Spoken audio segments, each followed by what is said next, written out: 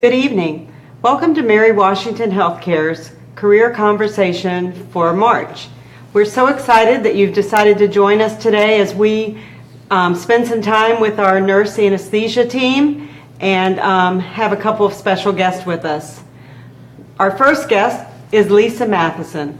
Lisa is the director of our anesthesia services over Mary Washington Hospital, Stafford Hospital, as well as Fredericksburg Ambulatory Services Surgical Center. So we're glad that she's with us, and she brought with her Adrian Bridey. Adrian's a staff CRNA. Adrian joined us about 9 years ago and moved here to be with us here at Mary Washington Healthcare. So I'm sure he'll share some more about that with us. So remember, our conversation is just that. We really want you to chime in and send us your Facebook message through our chat during this conversation or through private message. So we look forward to keeping the dialogue going. And if we can't answer your question while we're on the air, we will be sure to follow up with you in the next day or two. So with that being said, Lisa, would you get us started? Yes, thank you. Thanks for joining us, everyone. We have 30 minutes to spend with you, answering questions, giving you an overview of what anesthesia does here at Mary Washington Healthcare. And we're super excited that you took time out of your evening to be with us, so thank you. Mary Washington has 3 different locations. Mary Washington Healthcare does. We have Mary Washington Hospital, Stafford Hospital, and FASC, which is our ambulatory surgery center. We have 62 plus CRNAs in hiring.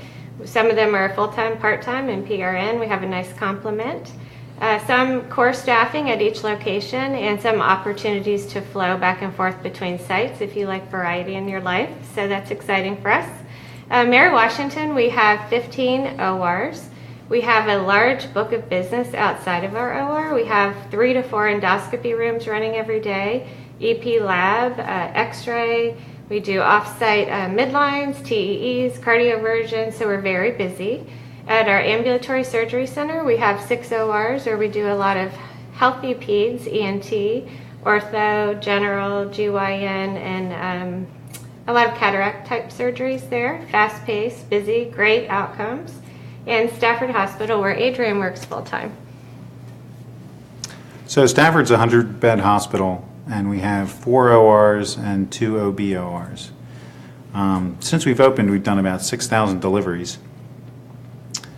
Let's see, we have a core group of about 5 people, and then we rotate between the 3 other sites. So Adrian, tell me a little bit about what brought you to Fredericksburg. I know you've been a CRNA now for 17 years, is that right? Yes. Nurse for a total of 25. So tell me a little bit about what brought you to Fredericksburg. My wife and I were working in North Carolina, and we decided we'd go travel.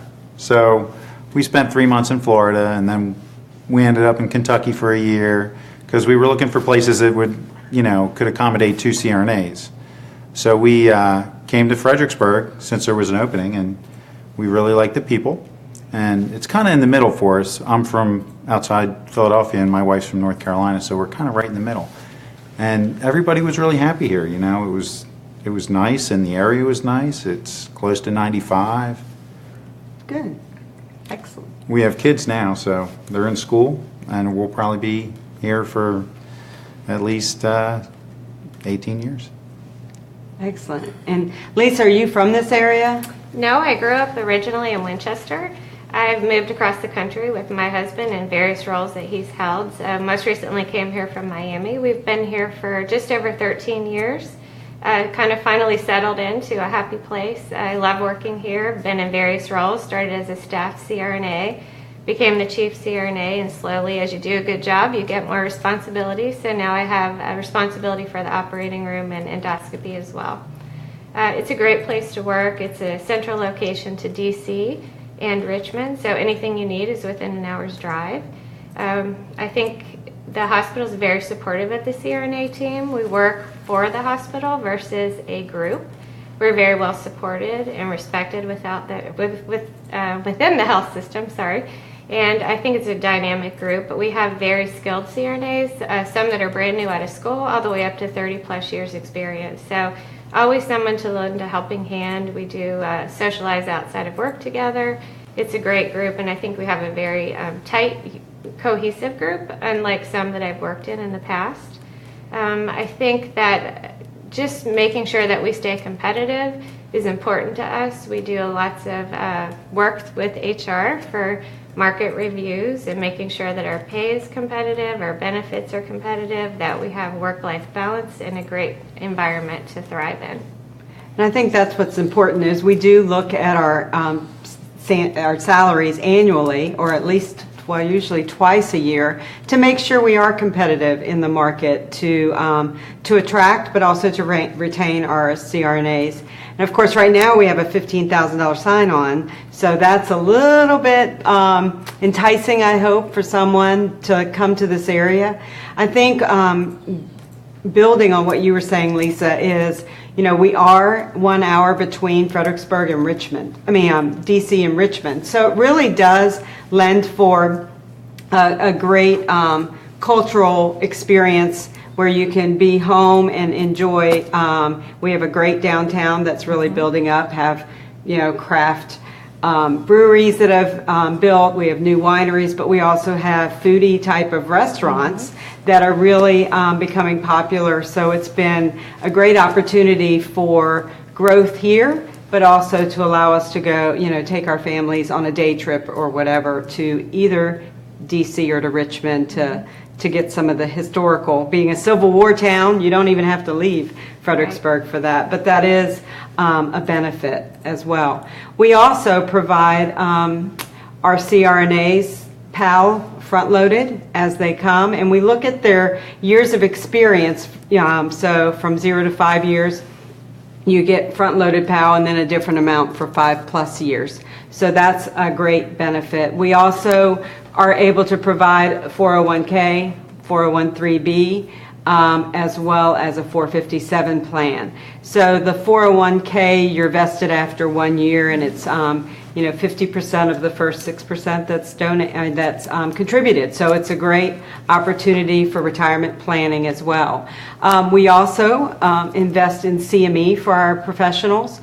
So our CRNAs get $2,000 allotment for CME annually, and up to 5 days to attend a seminar. So another way we invest in that continuing education for the highest level of professionalism. So it's a great opportunity. Mm-hmm.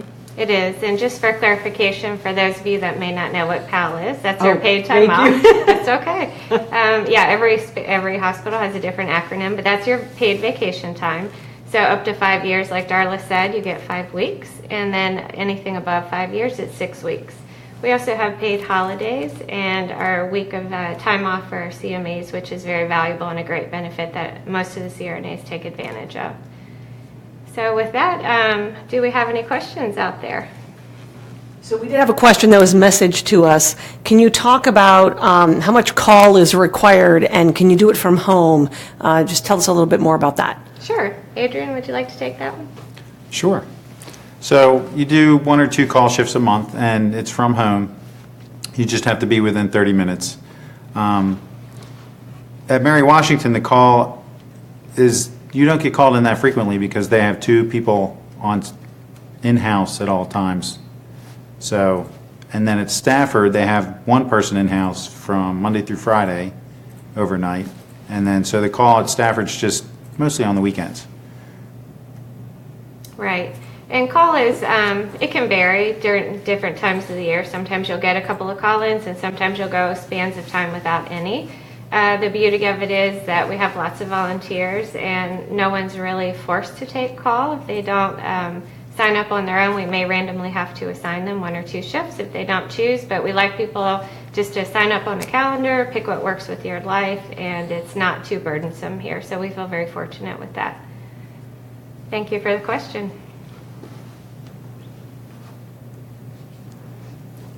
Darla, are there any continuing education benefits that maybe you didn't cover already that apply to all associates? For CRNAs, we do. For our mid-levels, we have CME. It varies on the position, but for our CRNAs, it's specifically $2,000. annually for a seminar or class, and then also 5 days of paid time to go attend that class. We also have Friday morning meetings with the whole team. We have 1 hour set aside every week to have educational events. They're not always awarded CMEs. Occasionally they are if we have a guest speaker, but that's another opportunity where our team presents to each other, or sometimes we'll partner with VCU, who's been wonderful, coming up, giving us the school to give us bronchoscopy and services. They bring lots of their tools and equipment to work with us. Great partnership with the school, which leads me to another point. We do have student nurse anesthetists here from Georgetown and from VCU, and that's a fabulous asset. It keeps us quick and sharp in answering questions as they come up. It's also a good recruiting tool for us. I would say probably 80% of our staff here has graduated from one school or the other, so we're very fortunate to have that relationship. Can you talk about the excellent cardiac surgery program and the ability to be trained for this specialty if desired? Absolutely, yeah. You want to take that? You've done cardiac? Well, I have done cardiac. They have 2 cardiac surgeons on staff, and I'm not sure the volume of cases that they do. It's about 350, I believe. 350? Okay. I hadn't done hearts for 15 years, and then an opportunity came up, and I decided, well, I'll go ahead and do my skills in cardiac. So I oriented for maybe like 2 weeks, and then I was set loose and, doing basic CABGs and valves. Yes, and we do have a really robust program. We have 2 excellent cardiac surgeons who welcome the team, CRNAs in conjunction with the anesthesiologist and students in the room. They have excellent outcomes. We've recently started doing some cases in the cath lab with our TAVR program, EVARs, and Watchman procedures, so it's very progressive service, and they have excellent outcomes. We're very fortunate to have the 2 surgeons in the community that we have. That's a great question. Thank you.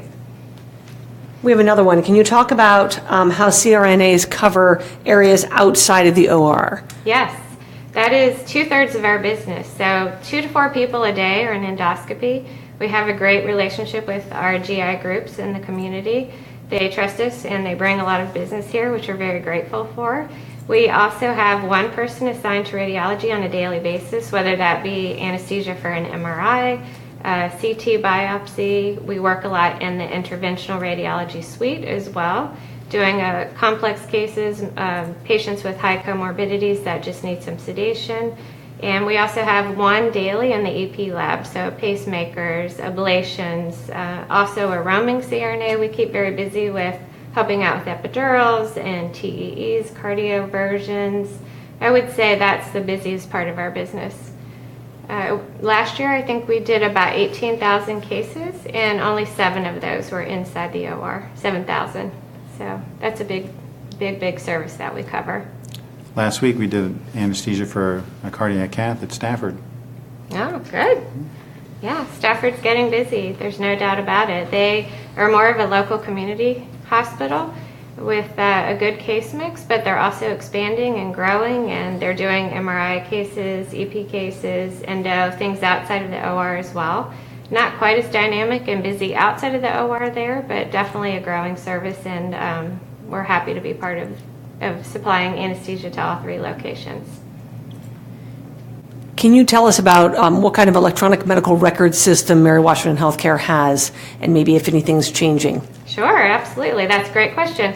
Right now we're on paper and have been since I came to work here, but we're in the midst of transferring all of our knowledge and systems and data and processes into an electronic health record with Epic. That goes live on June 2nd. So as you can imagine, there's a lot of work groups and a lot of planning and a lot of classes that we're engaged in right now. We're very excited about it, and that's coming fast and furious. So that's going to be a big dynamic change for our group. And that will be at all 3 locations that we cover. So the information flow becoming seamless will be fabulous for us. So one thing we didn't talk about is the cases that we see at our FASC or our ambulatory surgery center. So what kind of cases might come through there? Sure. We have a lot of pediatric cases, mostly ENT, ear tubes and tonsils. We have orthopedics, general, lots of breast biopsies, cataracts, GYN. They do serve a clientele that's a little bit more intense than normal surgery centers would, with higher ASA classifications, but since they're adjacent to the hospital campus, they've developed a comfort level with being able to provide those services at the ambulatory surgery center. They have very high customer satisfaction rates. They are always in the top 95th to 99th percentile in their surveys and Press Ganey scores, so they're very proud of that. The patients have excellent outcomes and the quality is amazing there. Well-oiled machine. It is. It is. Any other questions for us tonight? So can you tell us, if somebody was interested in applying for a position here at Mary Washington Healthcare, how would they go about doing that? How many are open? What kind of years of experience are you looking for? Talk a little bit more about that. Sure. Well, Mary Washington Healthcare has a recruitment page or a career site. It's MWHCcareers.com. We would love to get your application. And right now we are really, we take new grads. We've got several that have recently started and some more that are coming to us next month. But so we really look at the varying needs and our location needs, and we'll bring folks on site, give them a community tour, give them a facility tour, but also spend some time meeting some of our team, meeting in the OR and observing in the OR. So it's a great opportunity to just start a conversation. Would love to hear from someone that might be interested in exploring. So would love to get an application and we'll start the dialogue there. And from that point, the onboarding process takes about 6 weeks. From the point that you accept the offer, we start the credentialing and work closely with you to ensure all the documents and licensure validation and all of the required elements come through. Our medical staff office does that and they do an amazing job. They're very quick about it. On average, I would say it would take between 3 and 7 weeks. And we would get you signed off, get you credentialed, you'd go to hospital orientation, EPIC training at that point, and then come on into the unit, and based on what you still need to be signed off on or what your skill set is, if you need more exposure to certain areas, we spend time doing that. Sometimes it will be as quick as 3 days or as long as 3 weeks that you'll be in orientation. We truly believe in making sure that people get a strong foothold when they walk in the door. They feel comfortable with us, we feel comfortable with them, and then we put them on their own. So, yeah. Lisa, does that same track apply for a new grad CRNA? We had a question about that. Sure, it's very similar. Okay. The orientation phase can be a little bit longer as expected. We want to make sure that you're exposed to every service that we offer, that you're competent, that we have an orientation tool that we make sure we walk through and that everything is signed off and that both parties are confident and comfortable. And that is, it's a very similar track, but a little bit longer. I've had an opportunity to enhance my practice. When I came here, I really hadn't done any epidurals for 15 years since I had been in school. And so for 2 weeks, I just got to go with people and watch their technique on placing epidurals, and I became very skilled myself. And then also we started doing midline catheter placements, which is a new thing for me also. And we started doing that, and we went to an ultrasound class down in Richmond, and it was a great class. And since then, I've become relatively proficient placing midlines. Yeah, that's a new service that we started about 2 years ago that we're very proud of. We had one particular CRNA that spearheaded the whole project with us, and she was up and down, in and out of her house at all hours of the day to come in and check us off. We wanted to make sure that we did it right. We took our time, made sure everyone had the proper training and classes, exposure, and then skills validation. So I'm sure all of you know what a midline is, but if you'd like to learn more about it, please let us know. We cover that service as a complement to IR, off hours when they're closed and weekends, so that the patients can get what they need and start feeling better faster versus waiting for business hours. So you may have touched on this already, but someone is asking if you can talk a little bit more about the CRNA's coverage in OB. Sure. We have a person assigned to OB 24/7. That person, for any scheduled C-sections, would be directly involved in the case. We are medically directed by anesthesiologists, so they cover us as well in OB, but we work very much in partnership as a team. We do our own epidurals and spinal placements, and it's a busy service at both hospitals. So I would say delivery-wise, on any given day, I'm not sure what the number is, but I know that personally, when I first came to work here, I think I set a record at 7 C-sections in a 12-hour shift, and then a bunch of epidurals sprinkled in there. So it's definitely a busy service, very rewarding and challenging at times as well. Are there opportunities to be involved in committees or projects and initiatives outside of the OR for CRNAs in Mary Washington Healthcare? Yes, there definitely are, and many of our CRNAs are engaged in committees, projects, leading teams. We're currently in the midst of high reliability training, becoming a high reliability organization, and one of our CRNAs is very passionate about patient safety. She's taken the lead to create a safety program for our unit in peri-op, and she is teaching the classes, very engaged in that. We're very proud of her. As I mentioned, we also had a CRNA help co-lead the midline team, did all of the training and skills validation for that. We've had CRNAs that are sitting on the hospital credentials committee too right now currently, and very involved and engaged as much as you have time to offer and would like to be. Yeah, and that's a great asset to our team and to the hospital to have those folks with that different skill set or knowledge to be engaged in those committees, and they're very welcoming of having our staff come and be part of those committees. Are CRNAs encouraged to pursue advanced degrees? Yes, we have several CRNAs here with doctorate degrees, PhDs and DNAPs both. I would say we only have 1 or 2 that don't have a master's degree, but they're very valuable in their own right with the skill and the knowledge and the background that they have to offer. They're definitely encouraged to go back to school. We are very pro-education, and like I talked about earlier, having the partnership with the local colleges to come and work with us, we find very valuable. So we definitely are pro-education, and I think we exhibit that by our Friday morning that we set aside an hour for our team on a weekly basis for education. And you have a shout out here, Lisa, that you are amazing at encouraging people to pursue DNAP, PhDs, etc. So thank you for that. Thank you. Darla, do you happen to know, or Lisa, perhaps you know, how many full-time CRNA positions are open right now? I would say we're probably down to about, I would say between all 3 sites, maybe 6 or 7. We've been fortunate in that we recently hired 4. We also have occasional travelers that come through to fill the gaps, but we're narrowing down. But I think FASC, the ambulatory center, has a couple, Stafford has 1, and the rest are here at Mary Washington. Did you talk about floating between locations yet? We didn't, but I'll let Adrian speak to that.